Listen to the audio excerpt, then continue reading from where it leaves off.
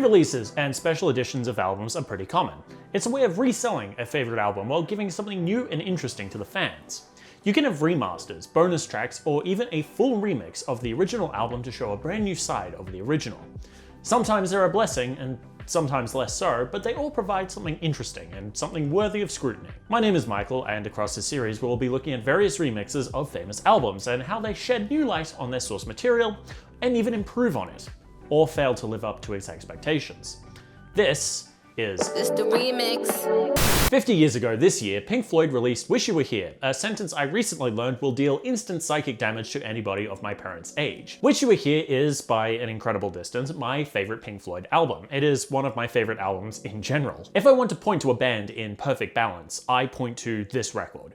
Rick Wright's funereal synth and keyboard work is in perfect conversation with David Gilmour's bluesy guitar work, held together by Roger Waters and Nick Mason's ever-reliable bass and drums respectively. Waters' lyrics are at their best, painting a frustrated landscape of isolation, the music industry, and how these things can tear a man apart. This latter theme is most deeply explored in Shine On You Crazy Diamond, an epic dedicated to former bandmate and founder Syd Barrett. That split in half serves as the first and final track of the album. 9 movements arranged into 2 tracks, altogether 25.5 minutes long. It is, in my eyes, one of the greatest songs in recorded music history. It is also the subject of today's video. To celebrate the 50th anniversary of Wish You Were Here, Pink Floyd are releasing a comprehensive box set of outtakes, alternate mixes, and live recordings. Among the contents of this set is an edit of Shine On You Crazy Diamond that takes the 2 halves and combines them into one 25-minute long whole. This edit has also had a brand new mix made for it, put together by frequent Pink Floyd collaborator James Guthrie. This seems to have been done more or less for the love of the game. The mix of Shine On has never been as contentious as the mix of something like A Momentary Lapse of Reason, so this isn't a piece of revisionism to try and make it closer to the band's original intention or anything. It basically exists for the fun of hearing a classic song in a brand new way. So how does it hold up? Much like many of the remixes in this series, the first noticeable thing about this remix is clarity. The original album was mixed on analog tape, which inherently has a quality loss involved when tracks are copied over to a new tape for a final mix. However, if you can digitally copy the original recordings over to digital and clean them up, you can achieve a clarity that was not possible at the time. At first, this clarity is pretty awesome to hear on Shine On. In part 1, the twang of Gilmour's guitar strings is clearly audible, which definitely adds an interesting character to this part of the song.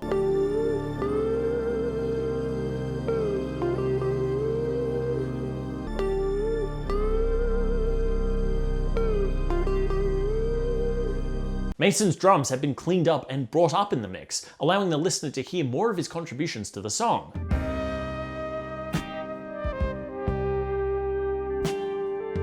This clarity extends to the vocals in parts 4 and 7. Roger Waters' mournful vocals have been mixed up and treated with a hint of reverb to give them an almost live feeling. David Gilmour's backing vocals have also been brought up a bit, but this mix also manages to separate the 2 voices a bit. On the original mix, Waters and Gilmour's voices sort of blend into one another, but on the remix, both are clear all the way through. Remember when you were young, remember when you were young, you shone like the sun, you shone like the sun. On the mastering end, the higher frequencies have been noticeably accentuated in the remix, making this version a lot brighter than the original. This point is very much a taster's choice thing, whether you prefer the brighter trebly mix or the original warmer mix. But I will bring this up later because I do have some notes about it. All of this sounds, at first, pretty awesome. Who would say no to a clearer mix of this song? Who would deny the opportunity to hear the drums a bit better or hear the subtleties of Gilmour's guitar playing just that bit more? At first, this was my view too. It was really exciting being able to pick out more of Waters' bass playing too. But as I listened, glitches started appearing to me. In part 1, for example, the pad that slowly fades in and introduces the album has been remixed ever so slightly. Pulled apart, this pad consists of synth work from Rick Wright and the sound of rubbing wine glasses full of water. On the original mix, everything is in perfect balance, complementing each other. It's eerie and mournful, beautiful. But on the remix, however, the balance is lost. The synth has been brought up ever so slightly.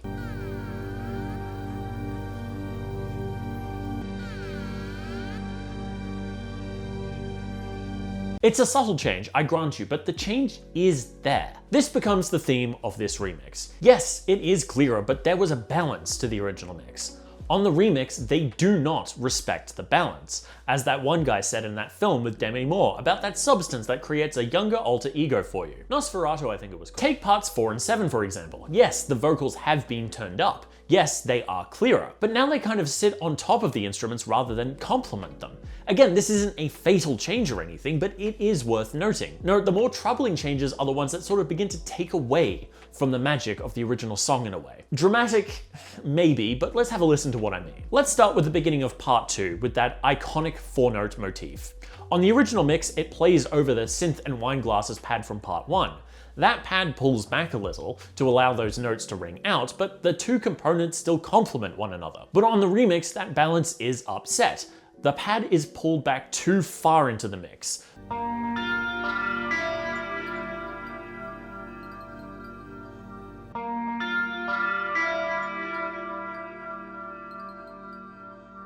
The result feels empty and desolate. Yes, that guitar theme is supposed to evoke a sense of isolation, but it can't stand essentially by itself. It has to have that pad behind it, holding that eeriness from part 1 until the drums thump into action. There needs to be a glue that holds everything together. The remix doesn't have that. Part 5 also has balance issues, but this time it's a little more interesting. On the original mix, this movement is driven forward by a picked arpeggio from David Gilmour and a saxophone solo played by frequent Floyd collaborator Dick Parry. The guitar is double-tracked, though a little more audible in the right channel, and the saxophone is treated with a subtle reverb. However, on the remix, the sax's reverb is gone. Now it's the drums that are treated with it. The guitar channels are also processed differently, de-emphasizing them on the mix. In the process, something is lost.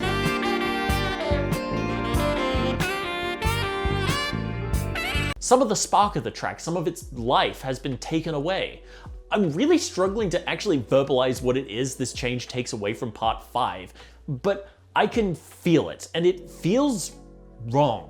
However, these are smaller details in the grand scheme of things. It's in the second half that things really start to not work for me. On the original song, part 6 is one of my favorite parts. It's an anguished movement of two halves, the first led by a synth piece played by Wright, and the second fueled by a furious guitar solo from Gilmour. Once again, balance is key here. Wright's synth plays in the left channel, echoing into the right.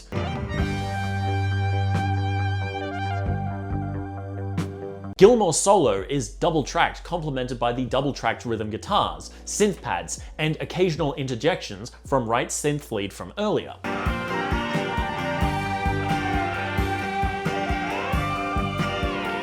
As the solo reaches its climax, a third guitar leaps out in the center to harmonize with the double-tracked solo.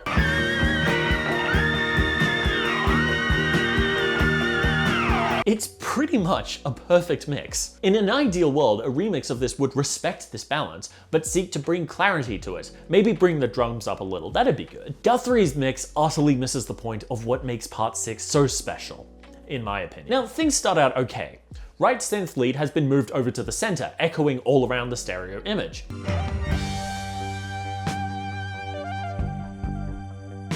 That's pretty cool. The same goes for a guitar line that Gilmour plays in this first section that complements Wright's synths. But slowly, things go wrong. The guitar begins to drown out Wright's synths. In the second half, the half of Gilmour's solo, it's almost inaudible. It is in the second half of part 6 that the point is sorely missed. The solo is now single-tracked smack in the center. This causes several problems. The double-tracked rhythm guitars are now overemphasized, the solo not emphasized enough. And as I said earlier, Wright's synth interjections are completely buried. The subtlety of that third guitar leaping out in the climax is now utterly lost, as now the entire solo is in the center of the stereo mix with it.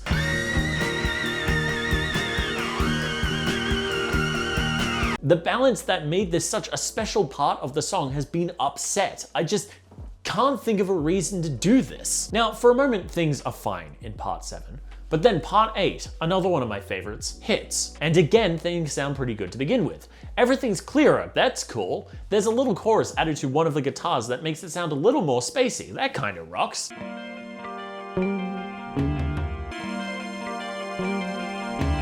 It's a little high set in the mix, but hey, we can't have everything.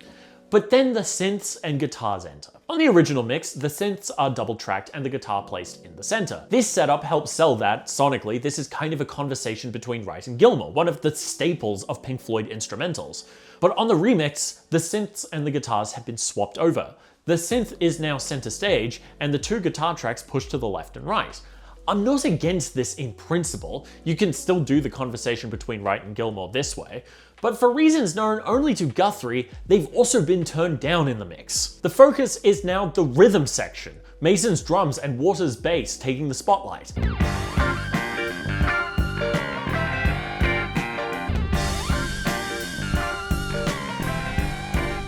This decision completely removes the point of part 8, I feel. Why the hell would you do this? Again, some might think I'm being dramatic, but listen to the fade out. On the original, the conversation continues through the fade out, but on the remix, the synths and guitar disappear long before the drums and bass do.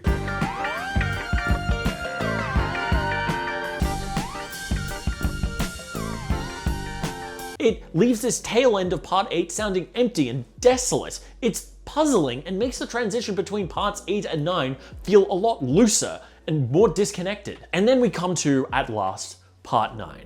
And it has exactly the same problems as part 8.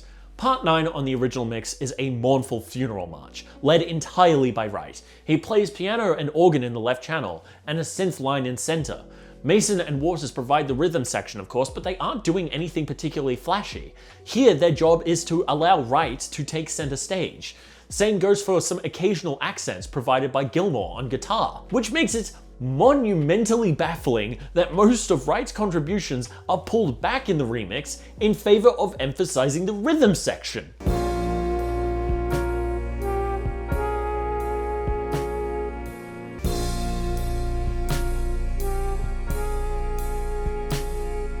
James K.A. Guthrie. Why the fuck would you do this? Now, in the remix, the organ comes up a little. That's nice. That does add nicely to the funereal tone of part 9, but mixing down the piano and synth lead in favor of mixing up the rhythm section should be grounds for telling Guthrie he's never allowed to mix anything ever again.